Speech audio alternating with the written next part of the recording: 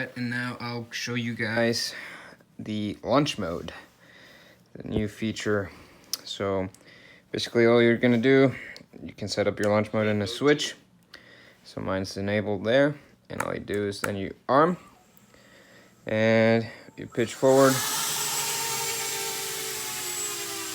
set the quad angle or your launch angle wherever you want it, and I mean pretty much you can see there you don't even need any inputs at all. It'll just hold its position, and look how smooth that is too. It's fantastic. And you can obviously take it back.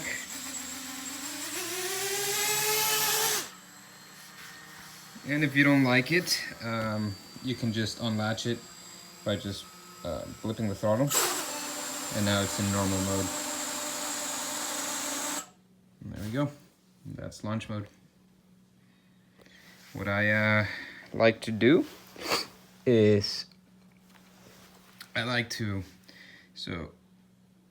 Flight mode 2. Put it in launch mode, and then I like to pitch up a little bit, and when I arm, it'll go into a preload angle, and then you can go even further or back. And if you're feeling confident, you could do it even more aggressively.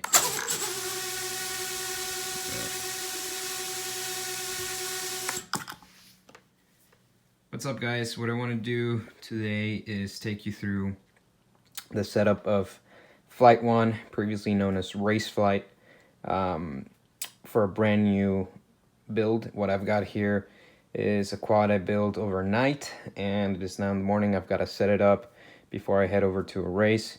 So I'm gonna take you through that process of how I like to set up the quad, talk a little bit about the PID tuning, and what goes into trying to get the best out of your tune and your whole build. So with that, let's go ahead and plug this guy in.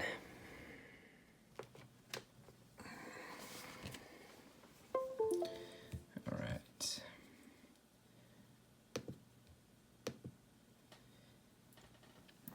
Okay, so it's a brand new build once again. So what I'm gonna do is get the flight controller into DFU mode so that I can flash the latest firmware. At the time of recording, 594 is the latest one on the beta release. So what I want to do is actually load my own firmware. This is another beta one, but it is one of the newer alpha builds. And now it's going to take you through the normal process of flashing the board. So I'm going to go ahead and skip over that. Okay, now it's almost done flashing, and I do apologize. I'm not using a screen recorder just because I kind of want to be able to show you everything from the outside perspective as well. So now it'll prompt you. Obviously this board has never been set up, it's all new. So we're just going to follow the directions here. It's going to ask you for your receiver. So I'm running the Spectrum receiver.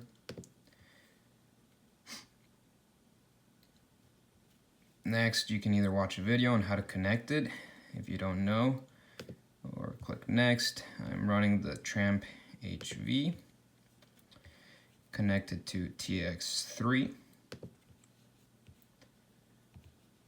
And now we're going to go next. And that's just so the board or the configurator knows exactly what UART everything is connected to. This is running the Spark 32, so this will be on BLE 32.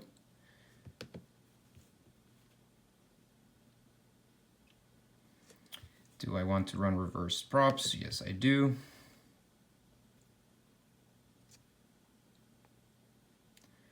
Okay, so now we're just gonna follow the steps here.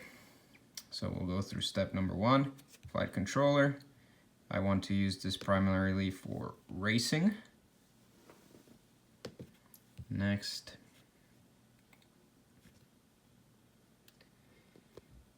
Quad size is gonna be 4 to 5 inches. And now this setting is just for some of the default settings that might change within the PID tuning. Obviously, depending on the size quad you have, it might change a little bit. And now it's gonna tell you to place your quad flat, which it is right now. And all this is gonna do is gonna let the configurator know the way the flight controller is oriented, so you don't have to do it manually. And this is a pretty cool little feature. Yeah, that's pretty impressive.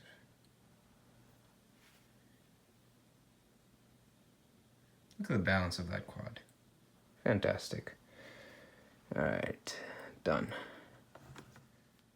Okay, so step 1 completed. Now we'll go to the next step, which is detect the receiver. It's asking you to make sure you're bound and transmitting, which we are.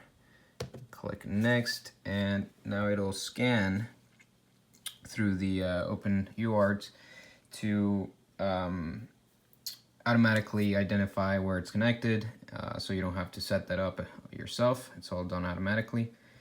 Success.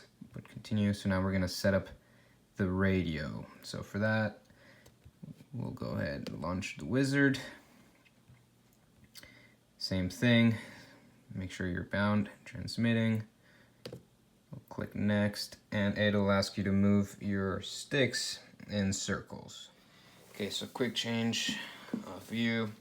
So it's asking us to move our sticks in a circle. So we're gonna do that now. A few times. Now we are done with that. Next. Now it's asking me to set the throttle to the top, so I'll do that. Side yaw to the right. Now pitch forward, pitch right, and now it is done. Now, next step is asking to set your arming switch to disarmed. So it's back here, can't see it here. So that is disarmed. I'm gonna hit next. And now it's saying to move it to the arm position. So I've done that. Next.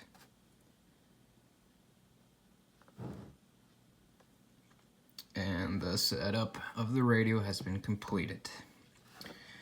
Next up, we'll calibrate the motors. So we'll go into here and have removed the props and disconnected the battery. Yep. Next.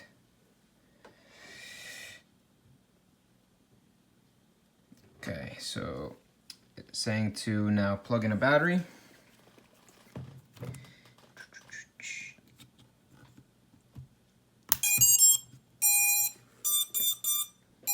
Wait for the tones. And now press OK.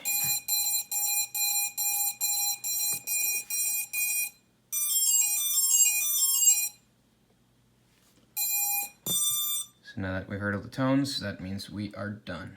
Alright, so next we'll do the motor direction and idle.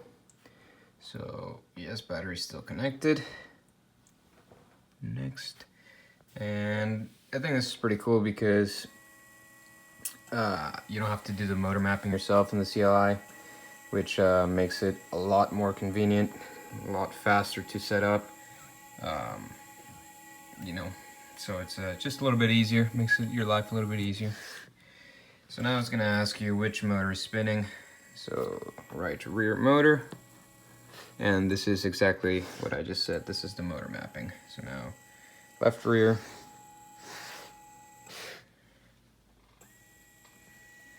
right front, and next.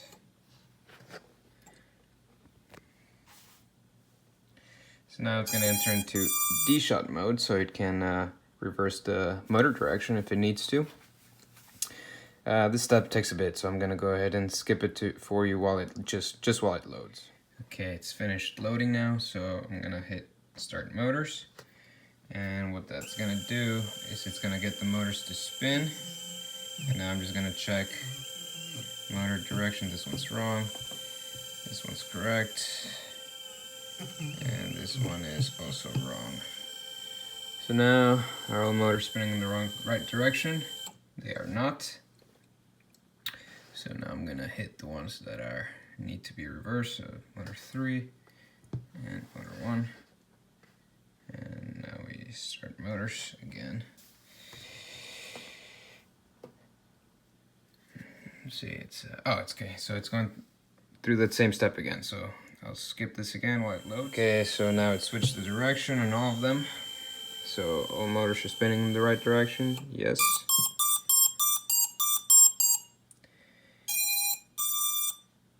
Okay. So now we are done. I'm gonna go ahead and arm it. And she is all good. We'll double check once again for the motor direction. So we're good here, good here, good here, and good there. All right. Okay, so back on the setup page, there's a few other modes that you can set up quick and easy through here. So I'm gonna go through the ones that I use. We'll start with the brain drain mode. That just changes a bit of the flight controller logic. Doesn't really have a description for it, but Flight mode 2. something you just have to try and feel out. So I've put my switch that in the off position that I want to use. Next. Flight mode 1. Now to the on. Next. And it is now on there. Flight mode 3. Okay, now we'll do for launch mode. And off position. Next. Flight mode 2. On position. There we go. And launch mode is it's pretty much so you can tilt the quad at a very high angle on the starting block so you can get a good hole shot in the start of a race. Flight mode 3. Okay, and last we will do Koopa. Koopa is basically turtle mode. So we'll do the same, off position.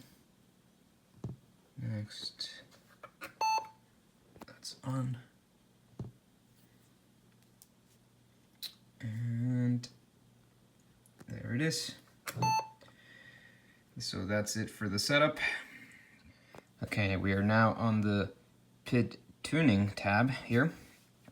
And pretty much default settings should work for most quads. I know my quads pretty well, so I know that I can go into the quick change menu here, and I always use as a starting setup the Captain Vanover tune. So that's pretty much how that looks, and I know that from there I always like to adjust a little bit. So I usually take my piece up a tad from that all around,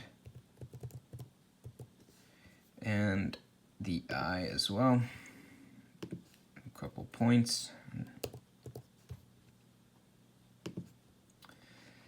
and I don't touch the D's.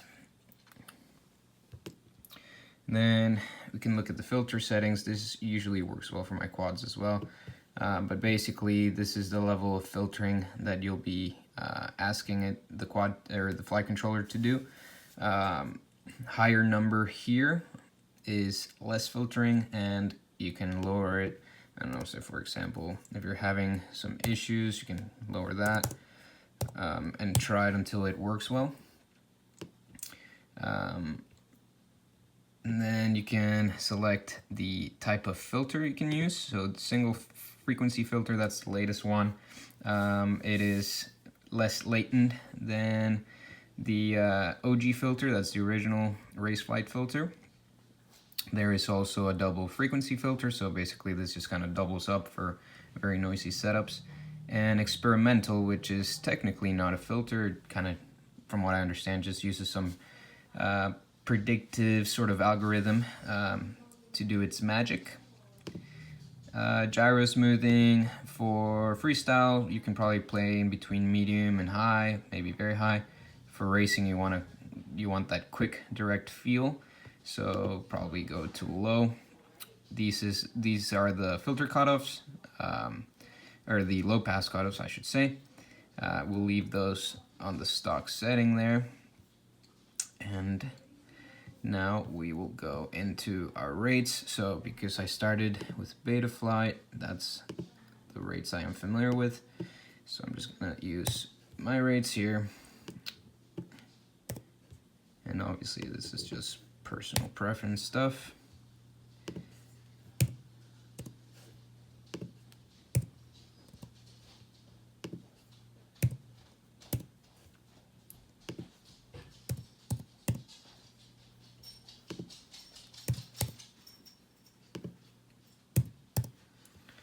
Okay, so that's that.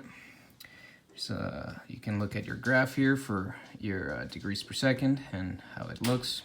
So I like my rates very linear. I don't really like to have any super rate in there, just it makes it a little bit unpredictable for my liking. You can also do your throttle curve if you kind of want to add some expo, or maybe shorten up the throw, or even if you've got a high kV setup and you want to run higher voltage, you can kind of limit your throttle there.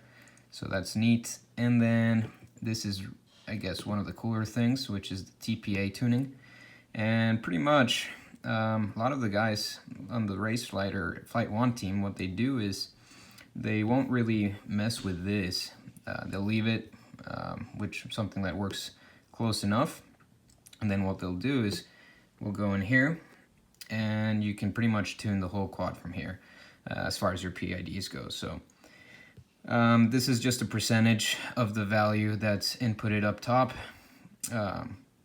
So for example, if you think you've got some low throttle oscillations, you don't want to lower all your P settings, or a P oscillation, you don't want to lower all throughout the whole range, because you might loosen up the quad and lose some control in the mid or top end range. So all you can do is just kind of, if you think it's in the 10 to say 30% throttle range, you can just lower that, and that'll just give it a percentage. It'll lower the proportional in that range, so that then you can get rid of that oscillation on the low end, but still keep the control you want in the high and medium and high range. What I like to do, just to start from scratch, is I set him all to 100, so I am always getting the value that I initially threw in on the top setting, and that way that gives me a consistent read, and then I can go back in here and adjust anything that I need for any of the range that I feel like it could use some more tuning. And I'll do the same for all of these, and then hit save down here.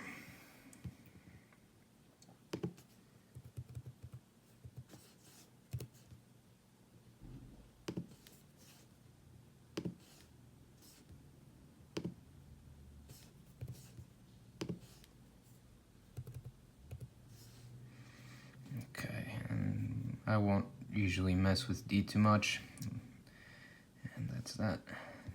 So now save.